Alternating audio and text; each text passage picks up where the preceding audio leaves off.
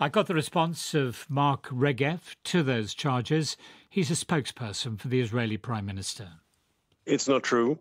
Israel does not target journalists. In fact, as you know well, Julian, Israel is the only country in the Middle East that has a genuinely free press, that respects the free press. The idea that we target journalists is totally unfounded.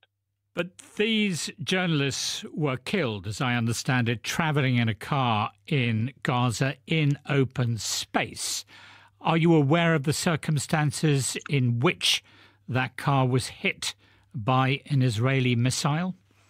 I'm not aware. We have to look into exactly, obviously, what happened and whether this was Israeli fire or Palestinian fire, whether it was a mistaken target. But if we are accused, and I understand we are, of deliberately targeting the press, that is, of course, a fabrication. That is not correct. Once again, Israel is the only country in the Middle East that has a free press and respects the free press. What's your relationship, though, with Al Jazeera as a news network? I think more interesting is the relationship between Hamas and Al Jazeera. And if you go to your Google, you will see that after every round of fighting in Gaza, there's a ceremony where the Hamas leadership gives a prize to Al Jazeera for their outstanding coverage.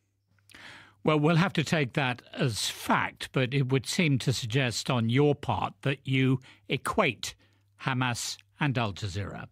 No, that would be an extrapolation that wouldn't be correct. All I'm saying is that Al Jazeera would accuse Israel of deliberately targeting a journalist. That fits in with their overall editorial policy, which isn't necessarily at all based on truth. So do you consider Al Jazeera to be hostile to the Israeli state? That question is irrelevant. Israel respects the free press. There's an Al Jazeera office in Jerusalem that functions freely. What their editorial position is, I might like it or not like it, but part of having a free press is you tolerate all opinions. That doesn't happen in Hamas-controlled Gaza, of course. In Hamas-controlled Gaza, if you speak out against the regime, if you have an independent media that might be critical of Hamas, you won't stay alive much for long at all. I mean, you say Israel is committed to a free press. Why does it not allow Western journalists to come and go in Gaza?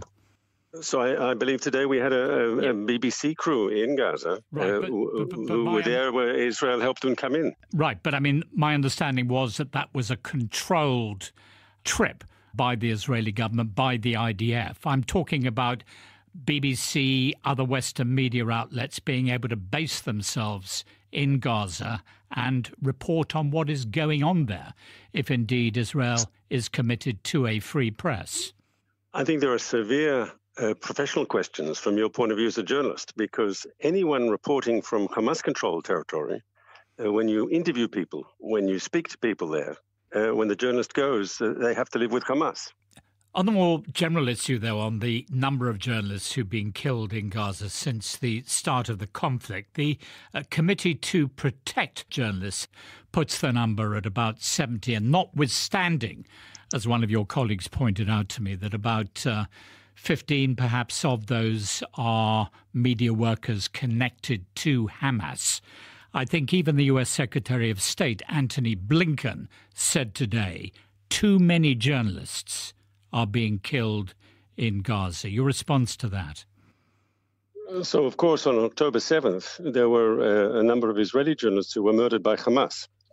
But they weren't murdered because they were journalists. They were murdered because they were Israelis. Hamas doesn't care if they were bakers or bankers or farmers or journalists. They killed all the Israelis they came across. Is it fair to put people like that in a list of people who were supposedly targeted because they were journalists?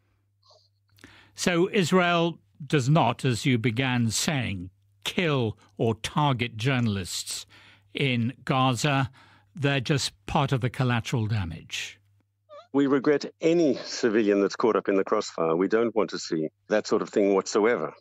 But anyone, as unfortunately the editorial board of Al Jazeera has decided, that says that Israel is deliberately targeting journalists, just is ignoring reality.